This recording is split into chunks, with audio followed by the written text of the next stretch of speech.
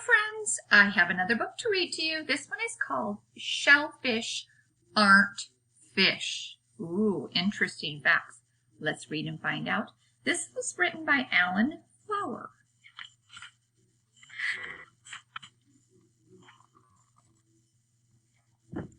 When is a fish not a fish? When it's a shellfish. I'll get a little closer. We use the word shellfish to describe sea animals that have three things in common. First, they have a shell. Second, they're good to eat. And third, they aren't really fish.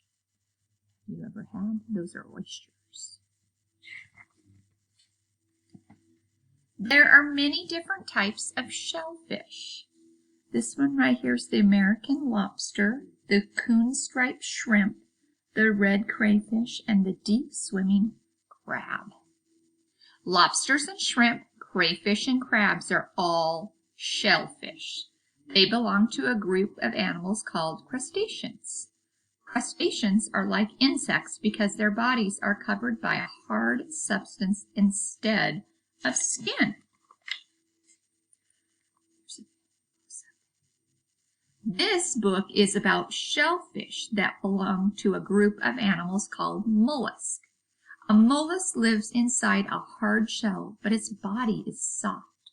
You can see that this one's kind of starting to come out of its shell, and the soft body is inside. Every mollusk makes its own shell. So in a way, a mollusk's home, its shell, is a part of the animal. And this one right here is the conch snail. Clams, mussels, oysters, and scallops are all mollusks. They are called bivalves, which means that their shells have two halves.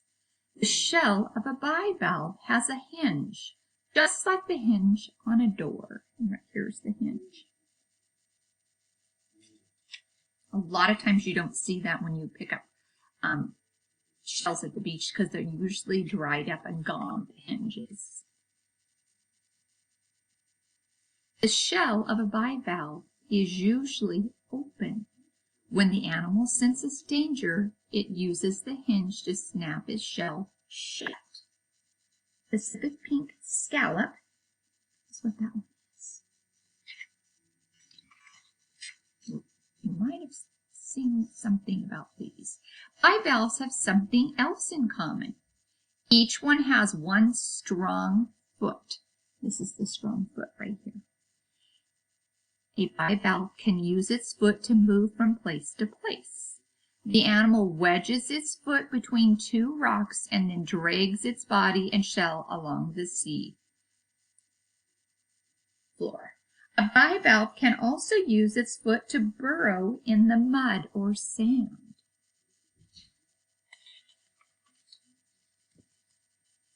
A scallop has a shell shaped like a fan. It is the only bivalve that can jump by spouting water out of its shell. Even though bivalves bury themselves, people often dig them up for food.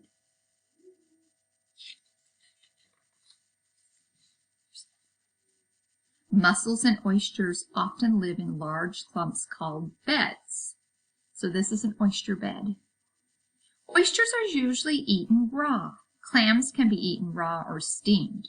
Mussels and scallops can be cooked many different ways. And this one right here is scallops. Some of you might have had these type of sea animals. Most bivalves are small enough to hold in your hand, but some weigh as much as 500 pounds. These giant clams live along coral reefs in the Pacific Ocean. You might look them up. Some of them have beautiful blues and greens and purples. Sometimes a grain of sand gets into a bivalve's shell. When it rubs against the animal's soft body, the bivalve coats it with a smooth material called mother of pearl. Have you ever seen someone wearing a pearl necklace?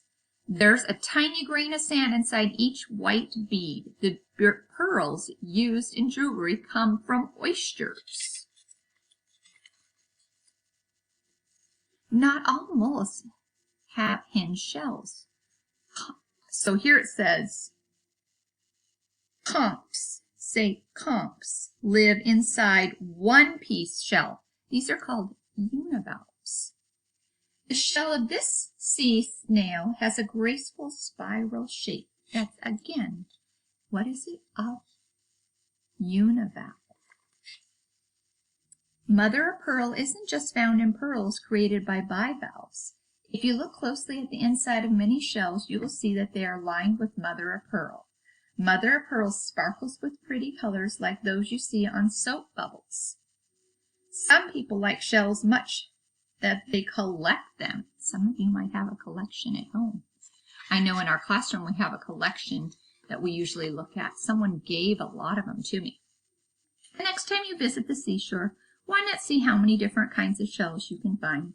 Then go to the library and get a book that tells you what kind of seashell shellfish made its home in each shell. But don't look under fish because shellfish aren't fish.